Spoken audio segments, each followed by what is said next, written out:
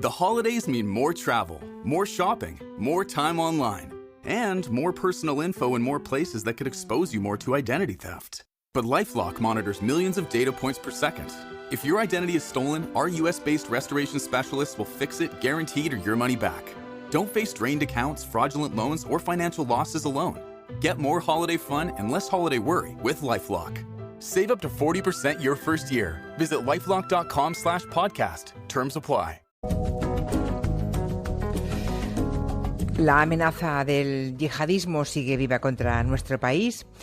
En las últimas semanas hemos oído al líder de Al-Qaeda calificando a España de ocupas de Ceuta y Melilla, ciudades que ha comparado nada menos que con Palestina, y que serán, ha dicho, en nuestro cementerio, el nuestro, el de los españoles. Paralelamente, la Guardia Civil y la policía han detenido a varios islamistas que querían cometer matanzas en nuestro país. 2 han sido detenidos en Madrid, 1 en Figueras, en Girona y 2 en Segovia. Bueno, y otro más en Ceuta, o 2 más en Ceuta. Hoy Rendueles y Marlaska, buenas tardes a los dos. Hola. Hola, muy buenas tardes. Nos quieren hablar del yihadista más inesperado de todos estos, el más inesperado. Es un español, nada menos, converso al Islam, que ha dicho de sí mismo que es un terrorista sin fronteras, así tal cual lo escuchan. Se llama Daniel Fernández Aceña. ¿Quién es este Aceña y por qué es diferente a otros aspirantes a asesinos en nombre de Alá? Bueno, primero, Aceña es diferente porque ya ha matado, es un asesino confeso. Lo hizo en el año 1984 en suelo francés y por lo tanto es un asesino que ya fue detenido y que cumplió condena, estuvo en la cárcel durante casi 18 años. Y segundo, en aquel entonces, el siglo pasado, Aceña era un asesino ultraderechista, un mercenario de lo que se llamó los GAL, grupos antiterroristas de liberación. Nacidos y amparados en lo que se viene bautizando como las cloacas del Estado. Recordemos ese territorio negro, esas cloacas del Estado del GAL y la guerra sucia contra ETA rápidamente, que creo que para aquellos que no la recuerdan, jóvenes, exactamente, sí. No viene mal. Pues tras la muerte de Franco y sobre todo la ley de amnistía, todos los etarras con delitos de sangre salieron de la cárcel, pero la banda ETA siguió asesinando, siguió matando, de hecho más que con Franco, más que nunca. En el año 81 batió su propio récord, su terrible récord, y mató a 93 personas en un solo año. En ese clima, en esos años del plomo, que era como se llamaban, surgieron varios grupos de carácter ultraderechista, que estaban financiados o amparados, cuanto menos, por estructuras del Estado. Mataban etarras, refugiados en Francia, porque los etarras tenían entonces, aunque nos parezca increíble, tenían en Francia el estatuto de refugiado político.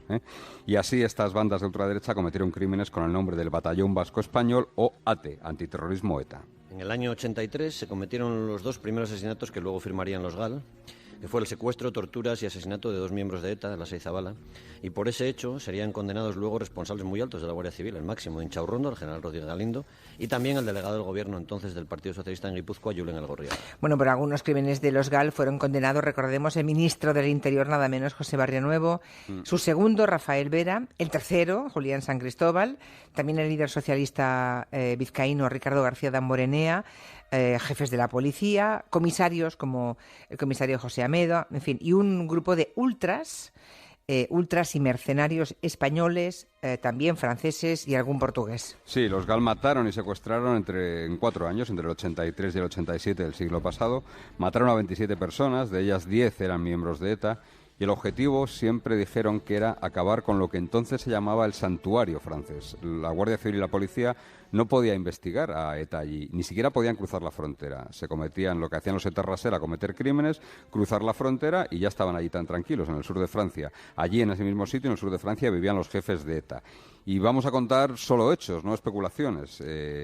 Tras los primeros crímenes de los GAL, en ocasiones, imaginemos la situación, en ocasiones lo que hacían los mercenarios era entrar en un bar del sur de Francia y ametrallar a todos los clientes, así que pensemos en el clima de terror. Bueno, pues decía que tras los primeros crímenes de los GAL, el gobierno francés entregó en octubre del 84 a los primeros 3 etarras reclamados por España. El santuario francés acabó, sí, pero acabó con el gobierno español y la democracia española manchándose las manos de sangre. Y tuvo otro efecto indeseado, que es que los crímenes de la guerra sucia aumentaron mucho el apoyo a ETA en determinados sectores del País Vasco. Nosotros nos quedamos siempre, Manu y yo, cuando hablamos de estos temas, con una frase del que fuera director de la Guardia Civil, el señor Sá de Santa María, que declaró en su momento al diario El País sobre la guerra sucia y sobre aquellos crímenes, una frase que resumió aquella época, ¿no? Y dijo: en la lucha antiterrorista hay cosas que no deben hacerse, si se hacen no deben decirse, y si las dice alguien deben negarse.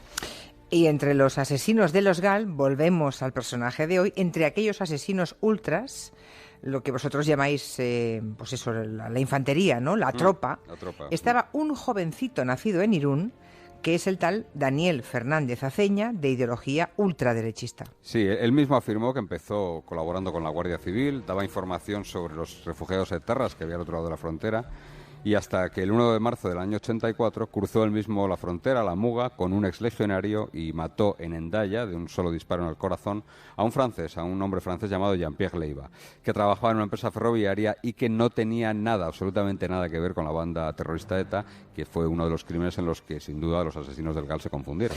Y este asesino mercenario, algunos testimonios de ellos mismos afirmaron que les pagaban entonces 1 millón de pesetas por cada crimen. Bien, este asesino mercenario fue detenido y condenado a prisión por la Audiencia Nacional. Sí, tenía entonces solo 25 años y fue condenado a casi 30 años de cárcel. Estuvo en distintas prisiones y al final, en el año 2003, salió definitivamente en libertad y volvió a la ciudad de la que eran originarios sus padres, en Palencia. Allí se instaló Aceña, recuperada la libertad. Ese mismo año, 2003, se casó ya con una mujer española que trabajaba en una ONG.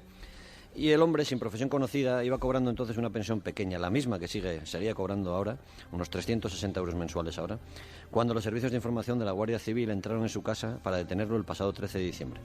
Bueno, lo detienen, lo envían a prisión, allí sigue, porque resulta que planeaba cometer una matanza en Segovia, esta vez en nombre del Daesh, o sea, de Estado Islámico. Eso quiere decir que ha estado, afortunadamente, muy vigilado.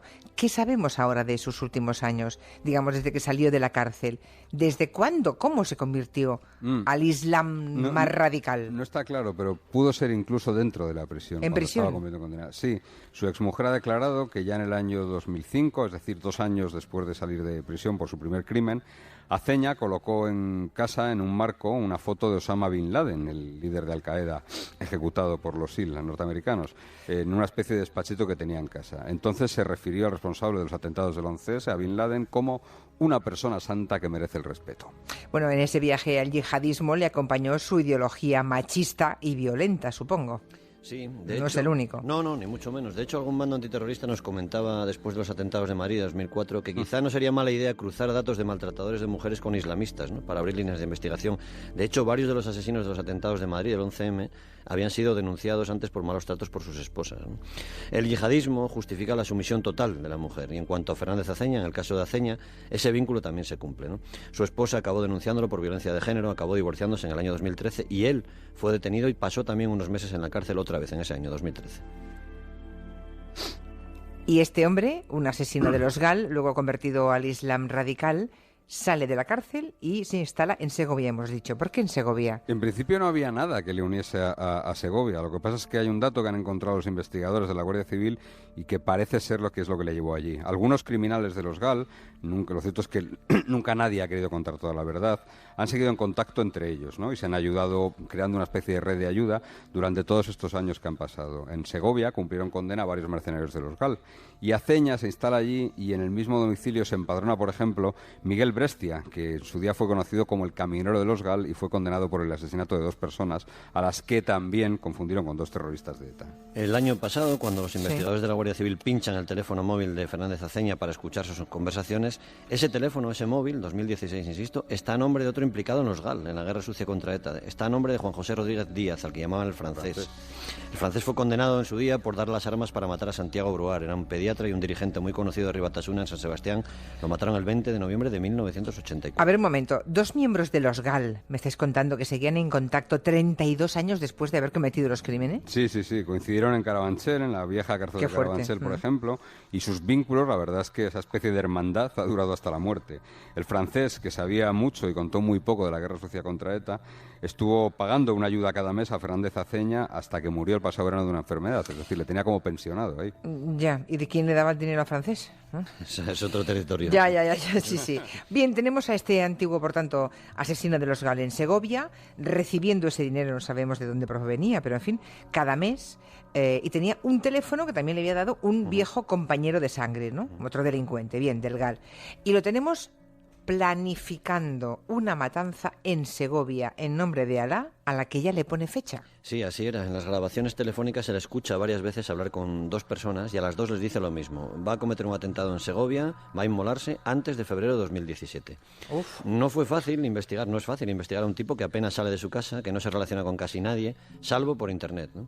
Pero las intervenciones de su teléfono y también del ordenador que hizo la Guardia Civil dejaban muy pocas dudas, porque consultaba páginas cada vez más extremistas y iba acumulando datos e imágenes del Alcázar de Segovia y también del acueducto.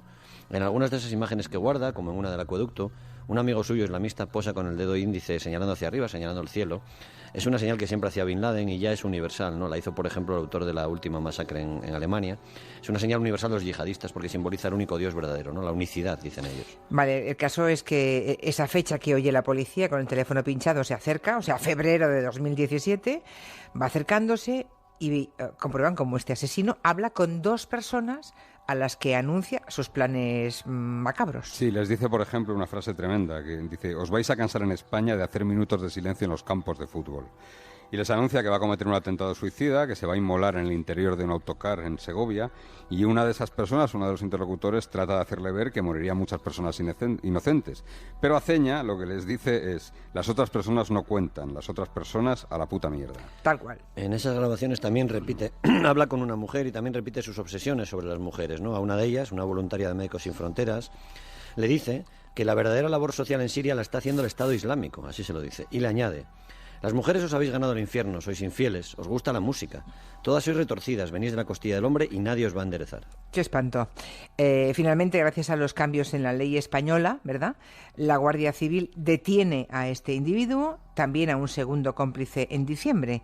Esto hace años no habría podido hacerse de esta manera, ¿no? No. Después de los atentados de Madrid y de varios atentados más en Europa, se hicieron varios cambios legislativos en las leyes españolas.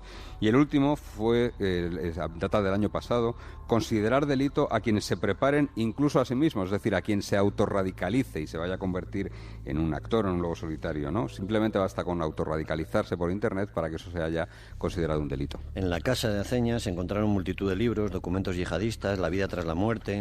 Uno de ellos, por ejemplo, titulado Manual de lapidación para la mujer, donde se indica textualmente y con todo detalle el tamaño y la forma de las piedras que deben usarse para matar de una forma lenta y segura a las mujeres cuando se vaya a lapidarlas, ¿no? En cuanto a imágenes que tenía, por ejemplo, guardaba la de una feminista egipcia que se había atrevido a posar desnuda y defecando sobre una bandera de Daesh, y un mapa de cómo era la península ibérica en el año 814, cuando casi todo era Asturias y el Emirato de Córdoba.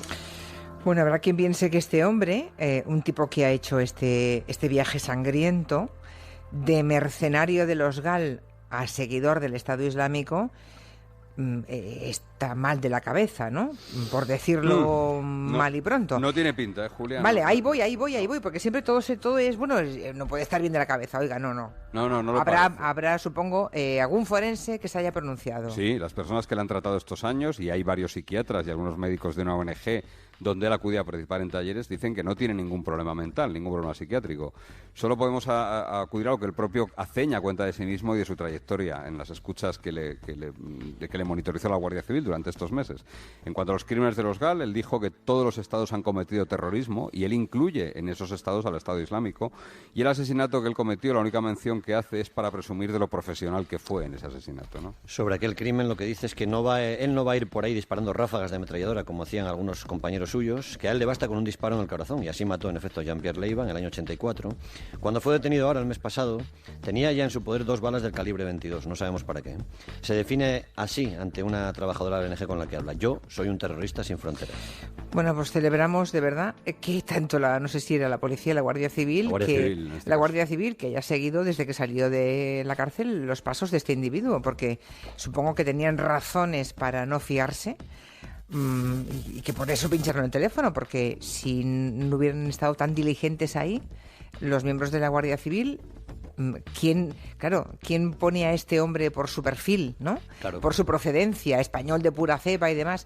¿Quién le pone en la lista de posibles yihadistas asesinos, ¿no? ¿Quién? Sí. Hay una labor que están haciendo muy importante, tanto Desde Policía luego como Guardia Civil, que es la de monitorizar las redes, monitorizar Internet en busca de pequeñas cosas sospechosas que a veces llegan a madejas tan enormes como esta. Sí, desde luego.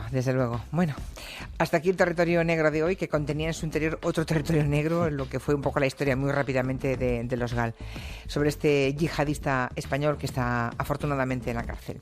Manu y Luis, gracias, hasta la semana que viene. Hasta la semana que viene. Hasta la semana que viene.